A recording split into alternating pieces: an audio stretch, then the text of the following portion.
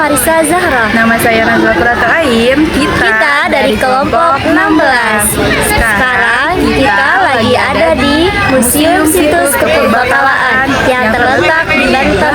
Kali ini kita akan membuat vlog perjalanan menyusuri tempat-tempat bersejarah yang terletak di Banten Lama. Yang pertama, Museum Situs Kepurbakalaan Banten Lama, dan yang kedua yaitu Keraton Surosoan.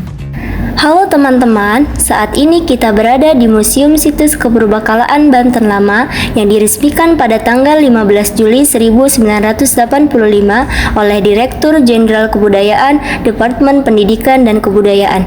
Berawal dari museum ini, teman-teman akan menemui banyak sekali kisah menarik dari peninggalan bersejarah Kesultanan Banten. Tahukah teman-teman, kalau dahulu ada kerajaan yang sangat besar di Banten, Kesultanan Banten namanya. Kesultanan ini sangat terkenal di seluruh penjuru dunia karena dahulu pernah menjadi bandar dan pasar internasional. Banyak orang berdatangan dari berbagai negara seperti Eropa, Cina, Arab, dan lainnya.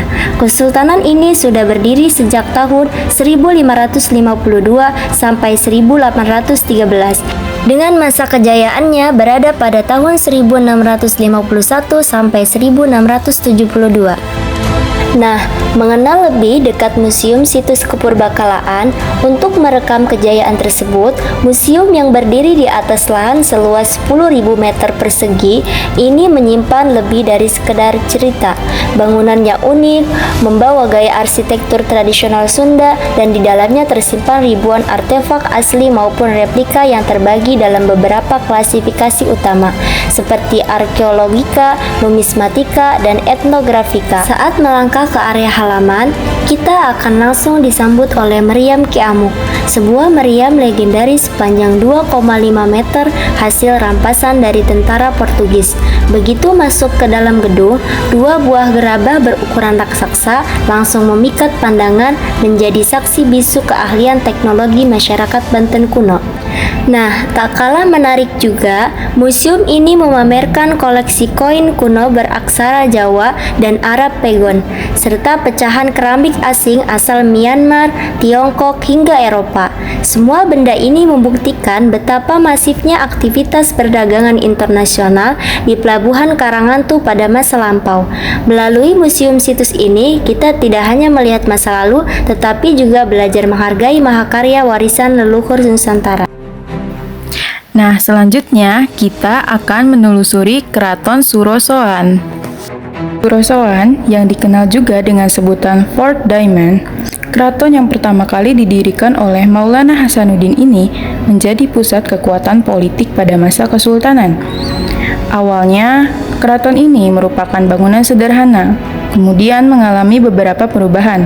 Di era Sultan Ageng Tirtayasa, Keraton Surosoan mengalami kehancuran. Namun, dibangun kembali oleh Sultan Haji dengan perancangnya, Hendrik Lucaszoon Cardel. Tahun 1808, keraton ini dihancurkan oleh Dendel. Sayang sekali bukan? Nah, sekarang sisa-sisa reruntuhan Keraton Surosoan ini bisa kita lihat di Kelurahan Banten, Kecamatan Kasemen, Kota Serang. Nah, selain itu, ada fakta unik Keraton Surosoan. Ada dua loh fakta uniknya. Yang pertama, itu ada Rorodenok dan juga Pancuran Mas. Kolam Rorodenok mempunyai keunikan yaitu memiliki balai kambang di tengahnya. Nah, kalau kolam Pancuran Mas, selain dijadikan sebagai pemandian, juga dijadikan sebagai penampungan air bersih dari Tasikardi melalui pengindelan. Nah, selain itu ada Watu Gilang nih. Di sisi utara keraton terdapat Watu Gilang yang berfungsi untuk penobatan raja-raja Banten. Dalam Babad Banten disebutkan, jika batu ini bergeser dari tempatnya, maka Kesultanan Banten akan mengalami keruntuhan. Nah, kali ini kita akan menjelaskan tentang mahkota Kesultanan Banten. Mahkota ini merupakan mahkota Kesultanan Banten, hasil karya indah terbuat dari perak berlapiskan emas bermotif dedaunan dan sulur. Pada bagian puncak terdapat motif kuncup bunga menyerupai bentuk wajra menyimbolkan sebuah pencerahan. Tinggi mahkota 16 cm, berdiameter 18,6 cm, massa 1172 gram.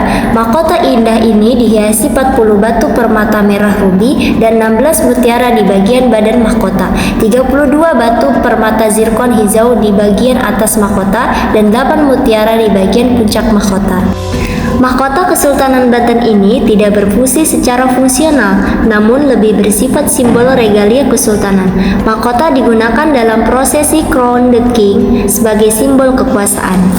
Susunan mahkota terdiri dari 3 susunan ke bagian dalam, yaitu bagian luar, bagian paling indah dan tebal, terbuat dari perak murni berlapis emas dengan dihiasi ukiran pohon pakis yang dibuat dengan teknik rawangan. Bagian atasnya dilengkapi kuduk atau bagian puncak mahkota yang terdiri dari bagian kelopak dan sari kuduk. Bagian kelopak dan sari kuduk ini biasanya digambarkan berbentuk seperti kuncup bunga teratai atau lotus yang sedang mekar, di mana bagian kelopak berfungsi sebagai dudukan bawah yang melingkari atau menopang sari kuduk atau bagian inti paling atas atau puncak tertinggi mahkota. Nah, kali ini kita akan menjelaskan tentang patung pandai emas. Patung pandai emas atau goldsmith statue di Museum Kepurbakalaan Banten Lama menggambarkan sosok pengrajin perhiasan tradisional yang sedang duduk fokus bekerja di meja kayunya lengkap dengan log kayu landasan tempa di sampingnya.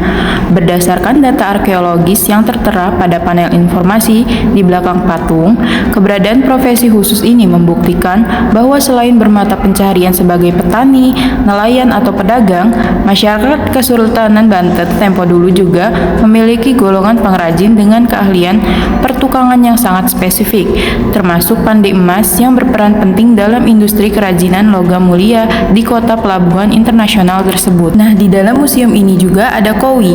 Kowi digunakan sebagai wadah pelebur logam pada suhu yang sangat tinggi dan kemudian dituangkan ke dalam cetakan. Melalui kunjungan dan observasi langsung ini, hal yang paling menarik bagi kami adalah menyadari bahwa wilayah Serang dan Banten pada masa lalu merupakan pusat peradaban kosmopolitan yang sangat modern, terbuka, dan disegani oleh dunia internasional. Pelajaran berharga yang kami dapatkan adalah bahwa kejayaan sebuah bangsa bisa runtuh jika terjadi perpecahan dari dalam atau adu domba. Keruntuhan Surosoan dan berdirinya benteng Spellwitz menjadi pengingat sejarah yang kuat bagi kita semua tentang mahalnya harga sebuah persatuan. Sekian video dokumentasi edukatif dari kelompok kami. Semoga video ini bermanfaat dan menambah wawasan kita semua terhadap sejarah dan budaya lokal. Kelompok 16, Jaga warisan, nyalakan masa depan.